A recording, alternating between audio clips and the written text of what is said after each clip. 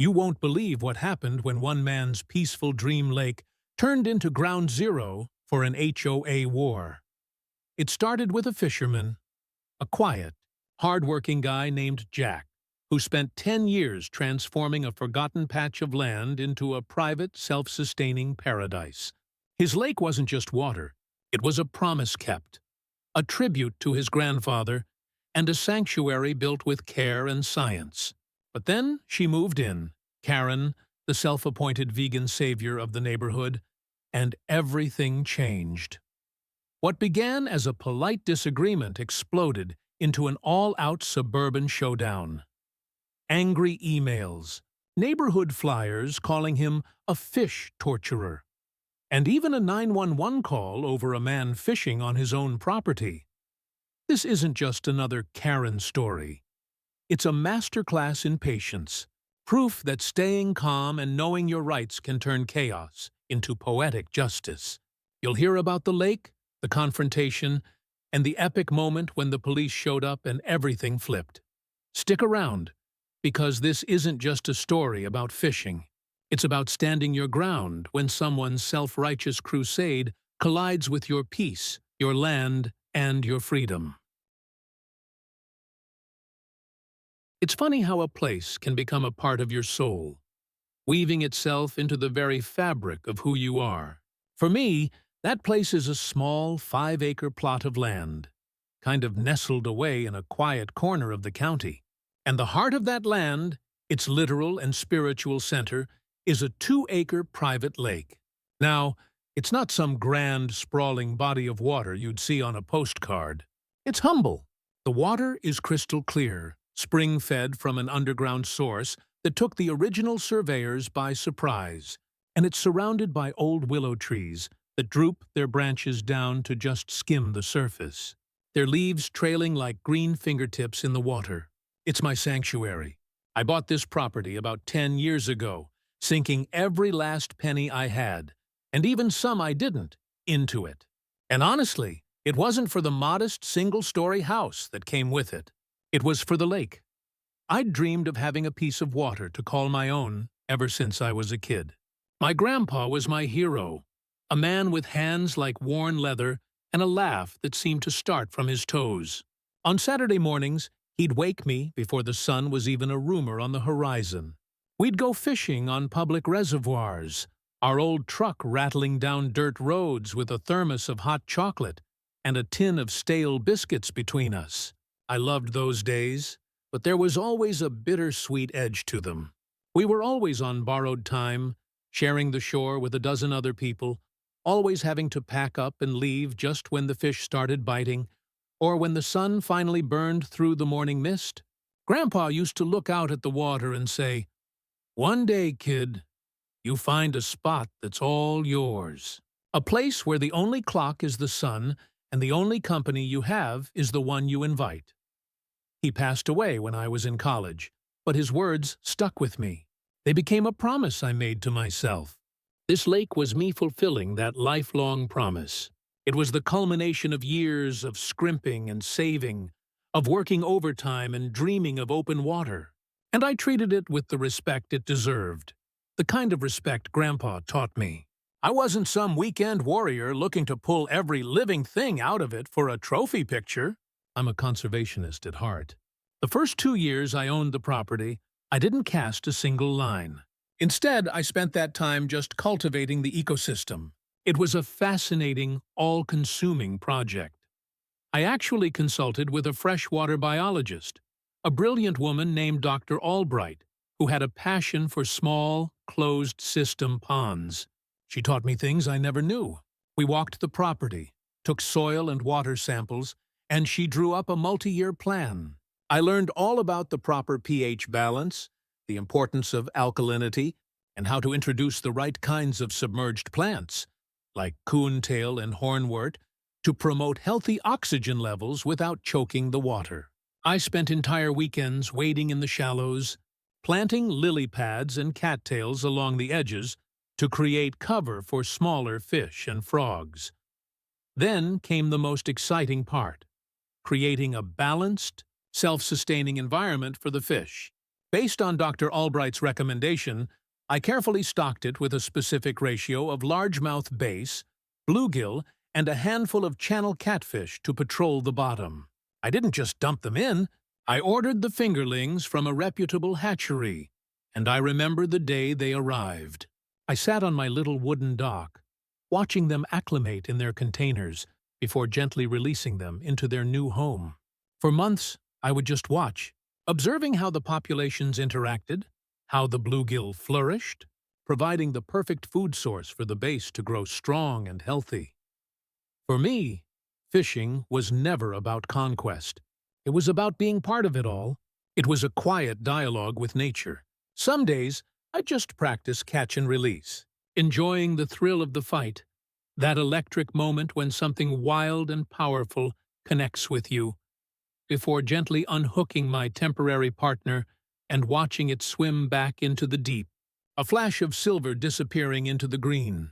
Other days, I'd keep a single bass or a couple of bluegill for dinner. There's nothing quite like the feeling of preparing a meal that you raised, in a sense. A meal that felt earned, you know? Honest. Connected to the land I was so carefully taking care of. My property is technically within the boundaries of a homeowners association, an HOA, and I know what you're thinking. Drop a comment if you've ever dealt with a power-hungry HOA president, because I know the horror stories are out there. When my realtor first mentioned it, a red flag went up. I envisioned tyrants with clipboards measuring the height of my grass and sending threatening letters about the color of my mailbox. But I did my due diligence and read the covenants cover to cover before signing anything. They were surprisingly reasonable. For the first 9 years, the HOA was a non-entity, exactly as it should be. The rules were the usual stuff. Keep your lawn tidy, no boats on trailers in the driveway for more than 48 hours, don't paint your house neon pink. The quarterly fees were modest and went toward maintaining the handsome brick entrance to the neighborhood and a small, tidy playground a few streets over. It was all about maintaining a baseline of community standards without infringing on anyone's personal liberties. Most of my neighbors were like me, people who just wanted a bit of space and quiet. We weren't a hyper-social, block party every weekend kind of neighborhood. There was an unspoken understanding. We'd wave as we drove past, maybe chat about the weather over the fence while doing yard work. My immediate neighbor to the south, Tom, was a retired mechanic who loved his classic car collection as much as I loved my lake. We had a pact. I'd never complain about the sound of him tuning an engine on a Saturday, and he'd never complain about, well, anything. There was a sense of community, but it was built on a deep respect for privacy. My lake was my lake. Their yard was their yard. It was a simple, unspoken agreement that worked for everyone. The peace was palpable. And then Karen moved in. She and her husband bought the house right next to the part of my property where the lakefront is most accessible, separated only by a gentle slope and about 50 yards of lawn. The previous owners were a sweet elderly couple who had moved to be closer to their grandkids. At first, I did the neighborly thing. About a week after they moved in, I went over with a basket of fresh vegetables from my garden, tomatoes, zucchini, bell peppers. The irony of that gesture is not lost on me now. I rang the doorbell and she opened it. The word that immediately came to mind was rigid. She was a woman who looked permanently braced for an argument. Her hair was pulled back in a severe ponytail, and she stood with a posture so straight it looked painful. I smiled and extended the basket. "Hi there, I'm your next-door neighbor. Welcome to the neighborhood. Thought you might enjoy some of these." She didn't smile back. Her eyes flicked from my face to the basket and back again, with a look of faint suspicion. "Are these organic?"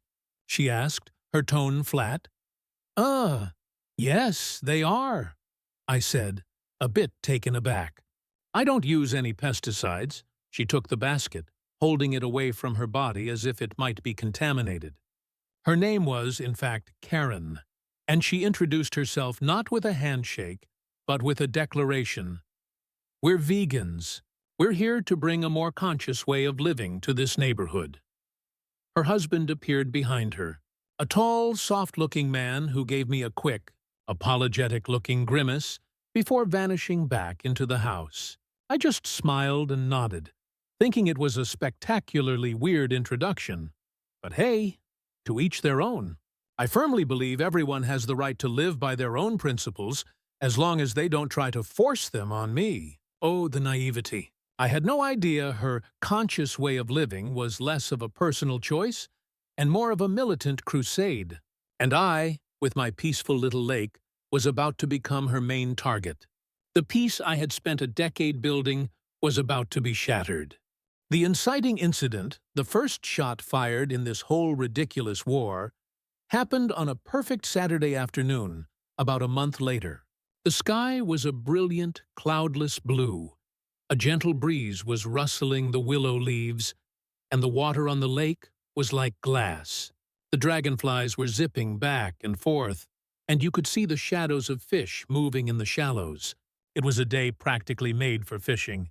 I had my favorite spinning rod, my comfy folding chair set up on my small wooden dock, and a thermos of coffee. I was in my happy place, just completely content, feeling the gentle tug of the current and the warmth of the sun on my face. I'd been out for about an hour, enjoying the profound quiet, when I heard a voice, sharp and accusatory, slice right through the peace. "What do you think you're doing?" I turned, a little startled. I hadn't heard anyone approach. Standing on the edge of my property line, hands planted firmly on her hips in a classic power stance, was Karen. Her face was twisted into a mask of pure indignation, as if she'd just caught me setting fire to an orphanage. I offered a tentative, neighborly smile, trying to de-escalate whatever this was before it even started. "Oh, hey Karen, just enjoying the afternoon? Doing a little fishing." She took a few aggressive steps onto my lawn, her eyes locked on the fishing rod in my hand like it was a weapon of mass destruction. "Fishing?" She scoffed, loading the word with as much disdain as it could carry. "You call it fishing. I call it barbaric. It's torture." I was completely taken aback. I mean, I'd had conversations with people who weren't into fishing before, and I respect their view. It's not for everyone. But this was different. This wasn't an opinion. It was an accusation, delivered with the force of a physical blow. "Well," I said, trying to keep my tone light and conversational, "I guess I see it a bit differently. It's just a quiet pastime for me." "A quiet pastime?" she repeated, her voice getting louder, more shrill. "You're dragging innocent creatures out of their home, their sanctuary, with a sharp hook in their mouths for your own sick amusement. Do you have any idea how much pain and terror you're inflicting? They can feel pain, you know. They're sentient beings." I slowly reeled in my line and set the rod down gently. This clearly wasn't going to be a casual chat solved with a smile. This was a confrontation she had been waiting for. I stood up and faced her, making sure my posture was relaxed. "Karen, I respect your beliefs, I really do. But this is my private property, and my private lake. I've owned it for 10 years, and I've been fishing here just as long." I figured I'd try to reason with her, hoping a little education might defuse the righteous fury. I actually put a lot of work into making this a healthy, balanced ecosystem. It's not just some random pond. The fish population is carefully managed. Sometimes I even— She cut me off with a sharp, dismissive wave of her hand. "I don't care if you're a manager. You're a murderer. You're disrupting the natural order for your blood sport. This lake is part of the local environment, and what you do affects all of us. You're harming the environment." Okay, now I was starting to get annoyed. My patience was wearing thin. My lake was about as private as it gets. It has no outlets, no streams feeding into it or out of it. It's a closed system I built and maintained myself, with my own money and my own labor. Her claim that I was affecting all of us was completely and utterly ridiculous. "With all due respect, Karen," I said, my voice a little firmer now, losing its friendly edge. "This lake is entirely self-contained on my land. It doesn't connect to any other water source. What I do here has absolutely zero impact on you, the neighborhood, or the wider environment. My property rights are very clear on this. Her eyes narrowed. She looked from me to the rod, to the placid surface of the lake, as if she was trying to gather evidence for the case she was building in her head. "Property rights don't give you the right to be cruel," she hissed. "This is an HOA community. We have standards. I can't believe they allow something like this. A torture pond, right in the middle of our neighborhood." I almost laughed out loud at torture pond. It was so absurd, so theatrically detached from reality. It sounded like something out of a bad movie. "There are no HOA rules that prohibit fishing on private property," I stated, the certainty of fact in my voice. I knew this because I'd read the covenants cover to cover before I bought the place. I knew my rights. I'm not breaking any rules. I'm not breaking any laws. I'm just a guy on his own property, enjoying his hobby. She stared at me for a long moment, her chest heaving with righteous fury. You could practically see the wheels turning in her head, her brain just refusing to accept the simple facts laid out before her. She was so utterly convinced of her own moral superiority that anyone who disagreed wasn't just wrong, they were evil. Finally she spoke, her voice low and menacing, a promise of future conflict. "We'll see about that. This isn't over. I will not stand by and watch you torture these poor, defenseless animals." And with that, she spun on her heel and stormed back to her house. She didn't just walk. She marched, back ramrod straight, head held high, radiating an aura of self-righteousness. She looked like she had just sucked on a whole bag of lemons, I'm not even exaggerating. I just stood there on my dock for a minute. The peace of the afternoon totally shattered. It was funny, in a dark way, but I also had this sinking feeling that this was only the beginning. A woman that wound up, that certain of her own correctness, wasn't just going to let it go. And I was right. It didn't stop there, not by a long shot. A few days later, Karen's crusade entered its next phase. It started not with a shouting match, but with the cold glow of my computer screen.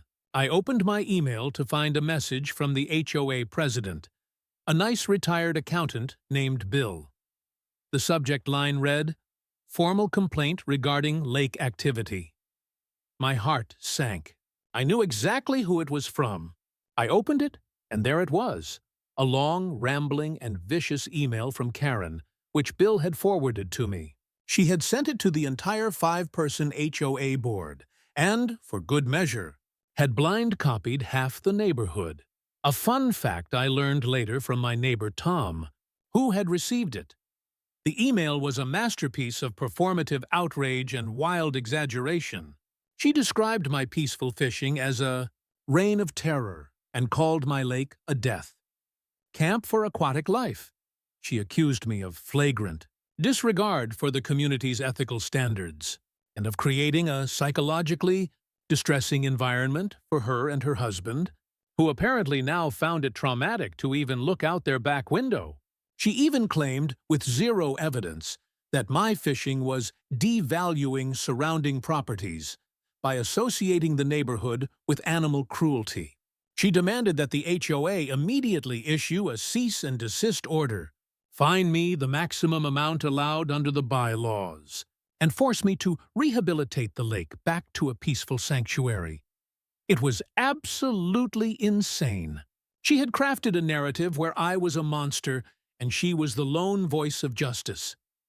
Bill, the HOA president, had just forwarded it with a one-line note. "Can you please provide some context on this?"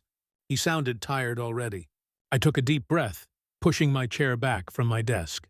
My first instinct was to fire back an angry, sarcastic email detailing just how unhinged my new neighbor was. But I knew that would be playing her game. Drama was her fuel.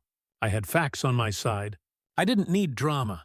So, I spent the next hour crafting a calm, professional, and devastatingly factual response. I replied to Bill and the entire board, and I made sure to copy the same people Karen had, just to make sure the truth got out with the same audience. I started by introducing myself as a 10-year resident and a conscientious owner of the property in question. Then, I laid out the facts, point by point, with cold, hard evidence. 1. The lake is 100% on my private property, a fact which is not in dispute. For clarity, I attached a digital copy of my official property survey, with the boundaries of my 5 acres and the 2-acre lake clearly highlighted. 2. The lake is a closed system, spring-fed body of water with no outflow into any other waterways, public or private. To support this, I attached a short summary report from the freshwater biologist I'd consulted years ago, which outlined the lake's unique ecology and its self-contained nature. 3. I quoted the HOA covenants themselves, the very document she was trying to use against me.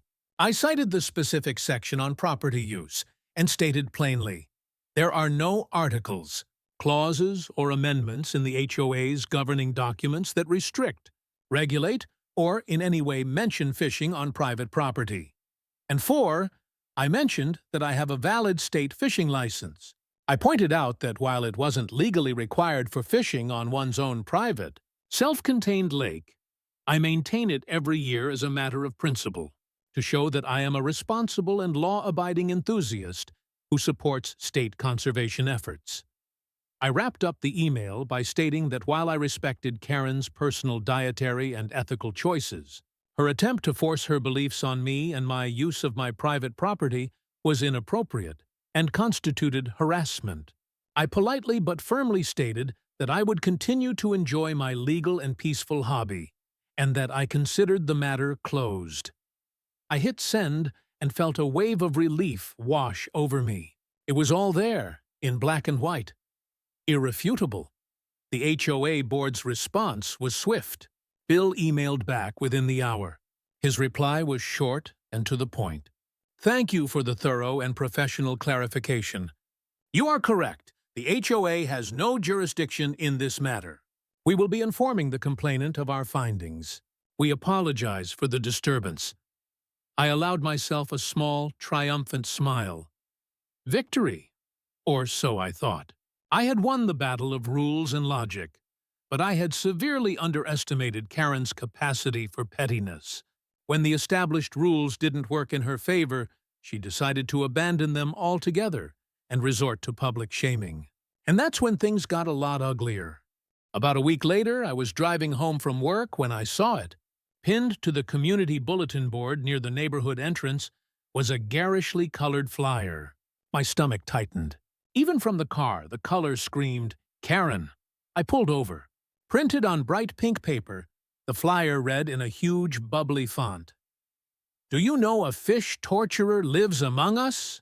Below it was a crude, hand-drawn cartoon of a crying fish with a big, sad eye and a hook in its mouth.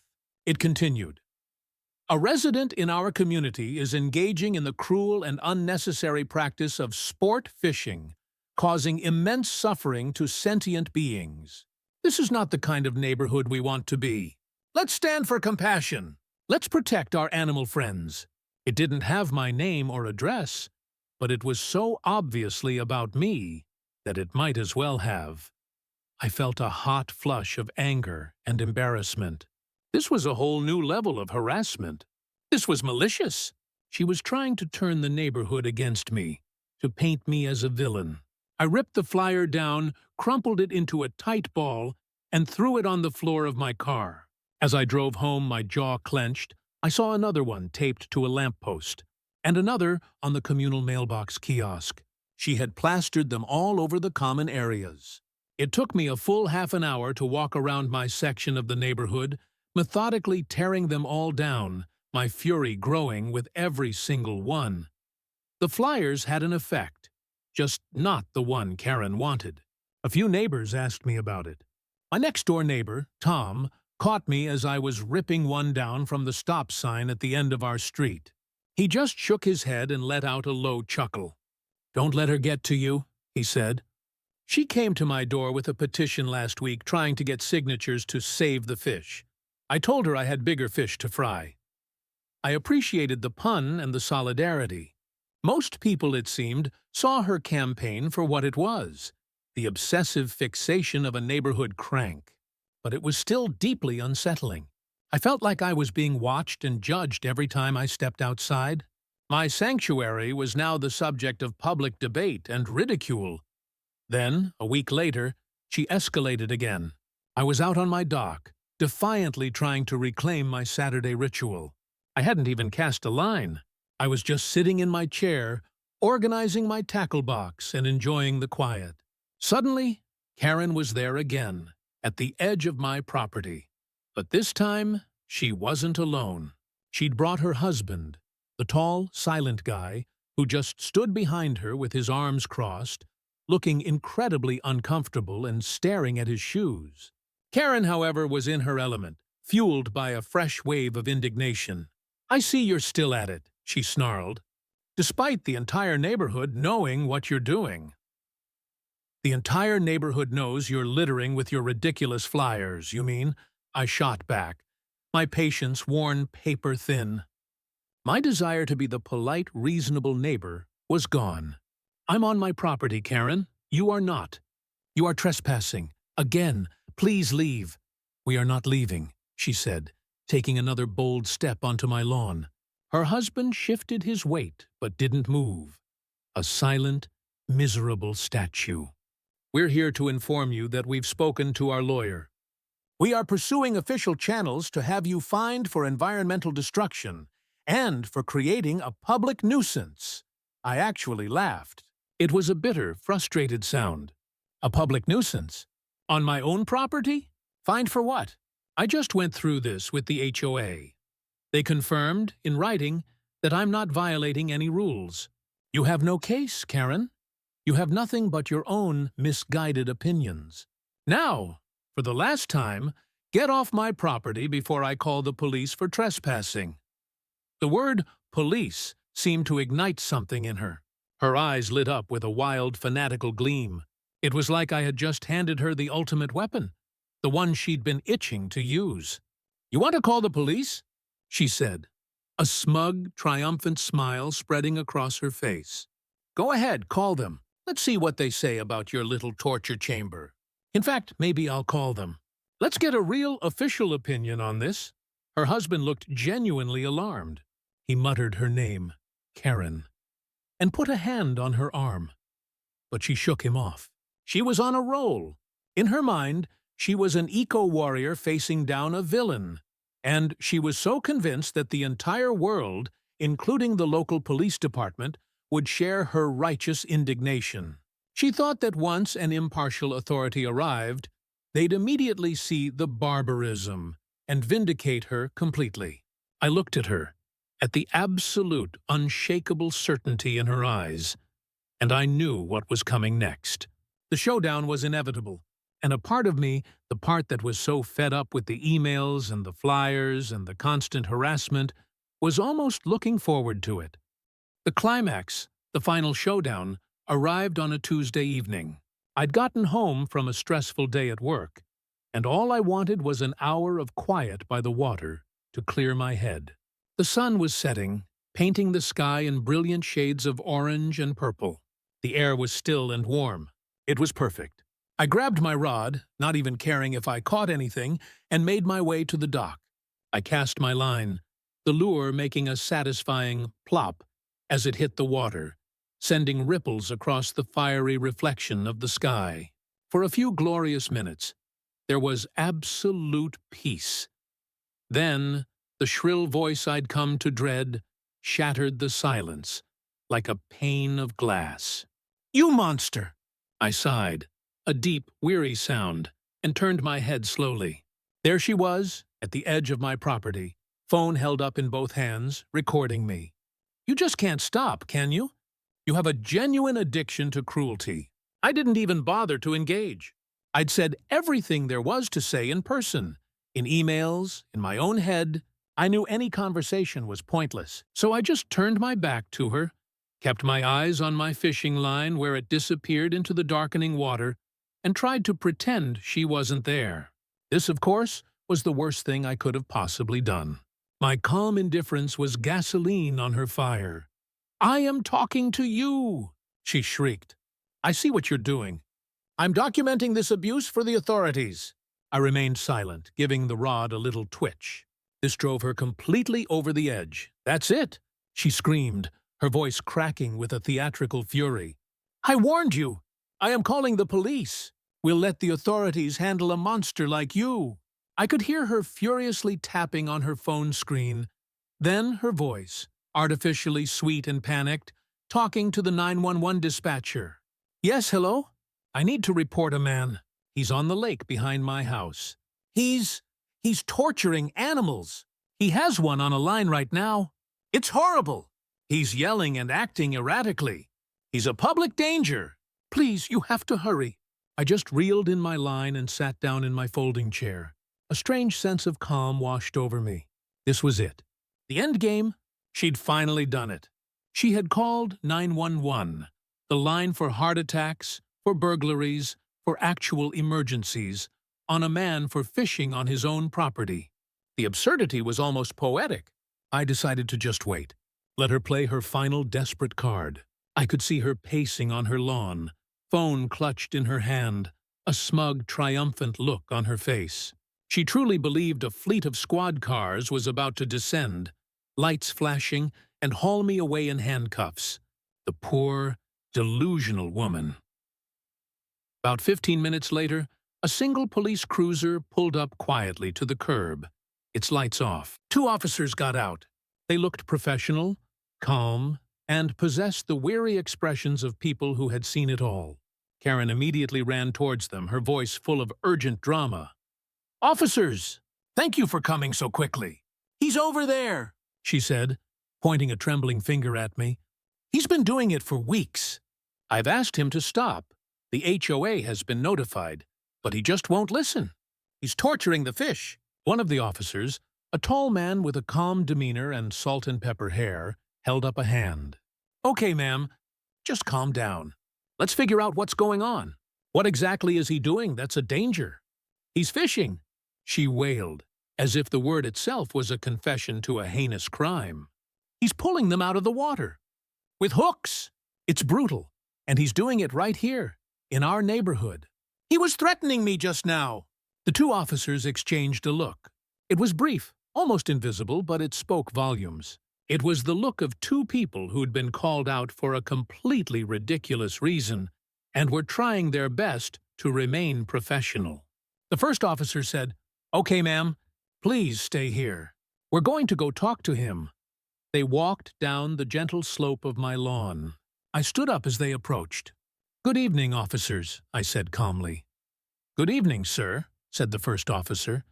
His eyes scanned the lake, the rod, and me. "We received a call about a disturbance, something about animal cruelty and a public danger." I let out a small, tired chuckle. "I'm guessing my neighbor Karen called you. She's upset that I'm fishing. On my own lake." The second officer, a younger woman, looked around, taking in the scene. "This is all your property?" she asked. "Yes, ma'am," I replied. "All 5 acres, including the whole lake. I have the property deeds and the survey on my phone if you'd like to see them." The first officer waved it away. "That won't be necessary, sir. So let me get this straight. You're fishing on your own private lake, and she called 911 because she doesn't like that." "That's the long and short of it," I confirmed. "She's a vegan and believes fishing is torture. She's been harassing me for weeks about it, confrontations, emails to the HOA, flyers posted around the neighborhood. And now this." The officers were silent for a moment. The taller one keyed his radio. "Dispatch, can you confirm the caller's history?" "Name's Karen." He relayed her last name and address. While they waited, the female officer looked at me, then back at Karen, who was watching them with a hopeful, expectant look. "So, just to be clear," the officer said to me, "you're not breaking any laws. You're on your own land, engaging in a perfectly legal activity." "That's correct, officer," I said. The radio crackled. The dispatcher's voice came back, confirming a few prior non-emergency calls from Karen's address for things like a neighbor's dog barking and a car parked suspiciously on the street, all of them unfounded. The officer sighed, a quiet puff of exasperation, and turned to his partner. "All right, Let's go have a word. They walked back over to Karen, who was practically bouncing on her toes, ready for her moment of vindication. So, are you arresting him? Are you going to make him stop? The tall officer's face was a mask of professional patience, but his voice was firm and carried the unmistakable weight of authority. "Ma'am," he began, "the gentleman is on his own private property. He is not breaking any laws. There is absolutely nothing illegal about what he is doing." Karen's smug smile vanished. It was like watching a balloon deflate in slow motion. "What? But it's cruel. It's animal torture. You're the police, you have to stop him." "No, ma'am, we don't," the officer said, his voice becoming sterner. "Our job is to enforce the law, and no law is being broken here. In fact, the only potential legal issue here is your use of the 911 emergency line for a non-emergency. That's a serious problem that ties up resources for real crises." Her face went from shocked to pale. I thought it was an emergency. The animals?" He was threatening. "Ma'am," the officer interrupted, his patience clearly gone. "A man fishing on his own property is not a police matter. Your personal beliefs do not give you the right to harass your neighbors or misuse the 911 system. Based on our conversation with your neighbor and dispatch, it's clear you have been harassing this man for weeks. This needs to stop. Do you understand me? This is your one and only official warning. If we get called out here again for something like this, you could be cited for misusing emergency services. Are we clear?" Karen was speechless. Her mouth opened and closed a few times, but no sound came out. She looked like a fish herself, gasping for air. Her face was a brilliant shade of crimson. She had been so certain of her victory, and now the very authorities she had summoned were scolding her like a child in front of the man she was trying to destroy. She had been publicly and officially humiliated. She shot one last hateful glare at me, a look of pure, powerless rage, before turning and scurrying back into her house without another word. The officers came back over to me. "Sorry about that, sir," the tall one said.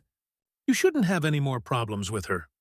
But if you do, call the non-emergency line and file a formal harassment complaint. There's a record of this now." "Thank you, officers," I said, genuinely grateful. "I really appreciate you handling that so professionally." They nodded, wished me a good evening, and left. As their cruiser pulled away, silence finally, truly returned. The sun had set, and the first stars were pricking the deep indigo sky. I looked at the water, my sanctuary, quiet and peaceful once more. The war was over, and I had won. The aftermath was, in a word, beautiful. The change was immediate and total. Karen, it seemed, had finally been defeated by a force she couldn't argue with: reality. The neighborhood, which had mostly been treating her antics as bizarre entertainment, now had the definitive final chapter. My neighbor Tom told me the gossip spread like wildfire. The story of the vegan Karen who called the cops on a fisherman and got a lecture on wasting police time became a local legend overnight. She became a ghost. I no longer saw her pacing at the edge of my property, glaring at me. No more flyers, no more angry emails forwarded from the HOA. If I saw her getting her mail when I was driving by, she would pointedly look away, scurrying back inside. Her entire neighborhood identity was built on being a crusader for justice, and that identity had been publicly and professionally shattered. I also heard from Bill that the HOA sent her a formal letter, reminding her of the anti-harassment clauses in the bylaws and officially reiterating the police's warning. She was, effectively, put on notice by everyone. The best part, though, was the return of my peace. A few days later, on another perfect evening, I went back down to my dock. As I set up my chair and cast my line, I felt this tension in my shoulders I didn't even realize I'd been carrying finally melt away. No more looking over my shoulder. No more waiting for a shrill voice to cut through the quiet. It was just me, the water, and the gentle hum of nature. The satisfaction was immense. It wasn't just about being right. It was about reclaiming my sanctuary. It was the simple, profound joy of just being left alone. I caught a beautiful 2-pound bass that evening, a fighter. As I gently unhooked it, I held it in the water for a moment, admiring the moonlight on its scales. Then, I let it go, watching it disappear back into the cool, dark water of my own private, and finally, peaceful lake. This whole ridiculous situation taught me a valuable lesson. Sometimes, when you're faced with irrational entitlement, the most powerful thing you can do is stay calm, know your rights, and just let people's own absurdity be their downfall. You don't have to stoop to their level. Just give them enough rope and they'll do the rest. Thanks for listening to my story. If you enjoyed it, and I hope you found Karen's downfall as satisfying as I did, please consider hitting that like button. It really helps the channel out. And don't forget to subscribe and ring that notification bell so you don't miss the next one. I'd love to hear about your own experiences, so drop a comment below and share your own HOA or crazy neighbor story. Until next time,